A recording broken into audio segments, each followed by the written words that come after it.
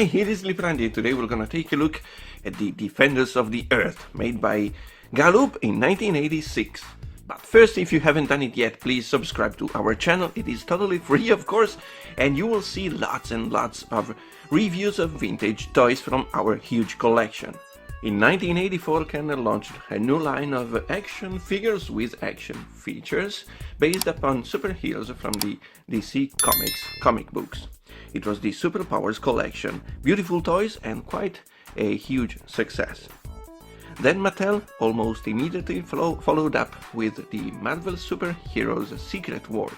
So Remco came up, bringing to life again some old and obscure superheroes and made a new line of action figures called Mighty Crusaders. Following the same trend, in 1986, King Features Syndicate, in collaboration with Marvel Productions, tried to restore some of their old and most popular characters to make a new animated TV show for kids.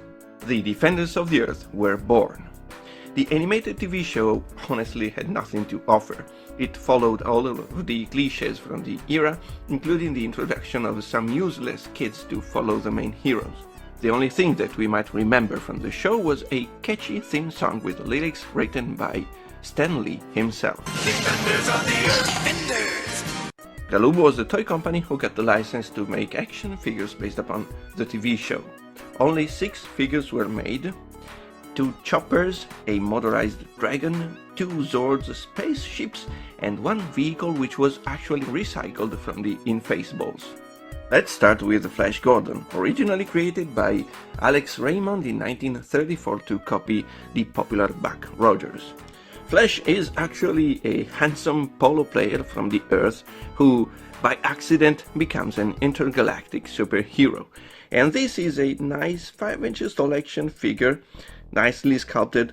It is worth noticing that even though all the action figures in this line have the same gimmick, the sculpts and molds are always different. Nothing has been recycled in these figures apart from the accessories.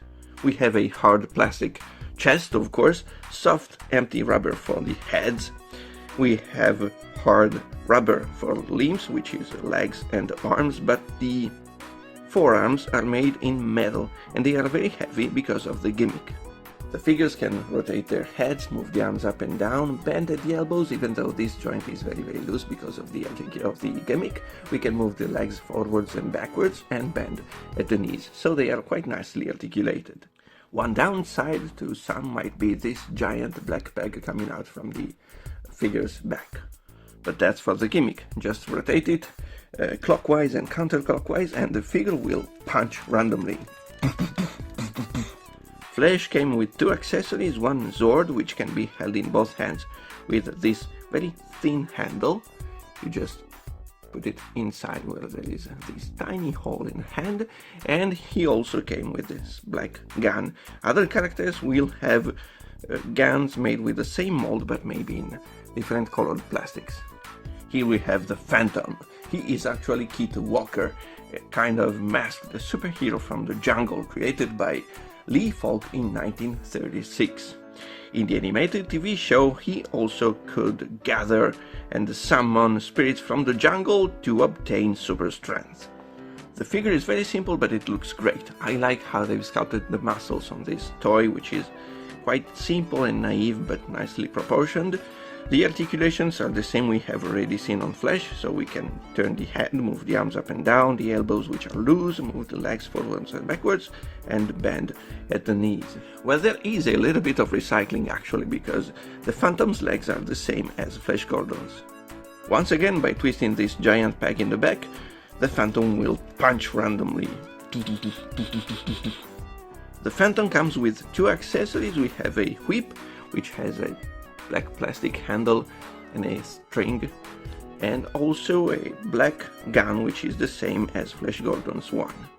Then we have Mandrake the Magician, created by Lee Falk again in 1934, and he is a magician who uses hypnotism and magic to fight crime. He is wearing his magical hat and cloak, and the cloak is made in soft cloth It is see-through, sadly, and it is attached to the body of the figure using the same method that Kenner used back then. Overall, this figure is very much different from the others because he doesn't have a muscular body. He's wearing just a nice suit. The articulations are the same that we have already seen on the other figures, and we've got this giant peg on the back, and moving it we can have Mandrake punching the enemies. Mandrake came with the same gun as the others and with a cane. And then we have Lothar, the strongman, one of the nicest figures in this line. He was originally Mandrake's sidekick. He is supposed to be prince of a federation of jungle tribes, but on this action figures card, Lothar is described as a Caribbean ninja. We already know the articulations, and we know that by turning this giant knob in the back, he will punch randomly. Nice Lothar. He came with a black gun, which is exactly identical to the others we have already seen, and a rope attached to a hook. Being the Merciless was originally Flash Gordon's enemy, and he is now enemy to all the defenders of the Earth. He is the evil ruler of the planet Mongo. He's just a nice looking figure. His skin tone is green right now, while in the original comic books it was just plain yellow because of racism.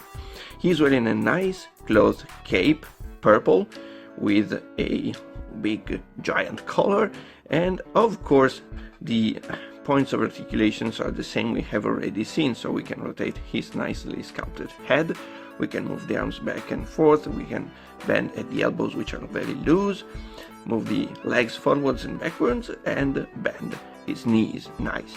It is also nice how they have painted all of the details on his chest.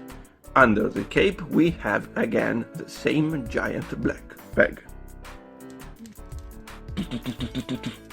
Ming came with the same gun as the others, but molded in red plastic, and with his magical giant staff with a nicely sculpted dragon head. Sixth and last figure from the line was Galax, leader of the ice robots, Ming's mechanical soldiers. He's just an ice robot with a sticker sporting Ming's face here on his chest. He's made in a light blue plastic because he's made up of ice, and he is sculpted as if it was made out of ice again, so nothing from this body could be used in other figures or in other characters. He's got again the same points of articulation we have seen on the other figures, so we can move his head, we can move the arms forwards and backwards, move the legs forwards and backwards, bend the knees, bend the elbows. Overall he's quite nice. He's the last figure that we managed to get. We've been a few years without our Galax, sadly. Again we have a black knob here on the back. You just have to turn it to see Galax fighting the defenders of the Earth. He came with two accessories. One is a red glove that can be attached, clipped onto his forearm. And he also came with a red plastic gun, which is identical to the one we have seen on Ming, for example, and that can be attached onto his red glove. Well, just like the TV show, also this toy line wasn't very popular, but these are some of the nicest action figures that Galoob has made in the 1980s. They look neat and clean, bright colors. I love how they have sculpted those muscle bodies. Of course, since their forearms are made of die-cast metal, the paint on them will come off very easily as soon as they will hit something. It is worth noticing that even though, to our eyes, these superheroes might have looked like some secondary characters, and maybe our kids won't even be able to recognize them, these were the main heroes for our grandparents in the 1930s. These were the greatest and most popular heroes and superheroes before Superman was born. What we have here is just another nice line of action figures from the 80s. Also, some of the vehicles were quite nice. We have a couple, we will review them if you want. and sadly we don't have any of the Zord ships, which actually were quite interesting. Well, if you liked this video, please let us know hitting the like button under here. You can subscribe to our channel. We will continue to upload videos in English until I will learn how to speak it, I hope. And that's it. Ciao!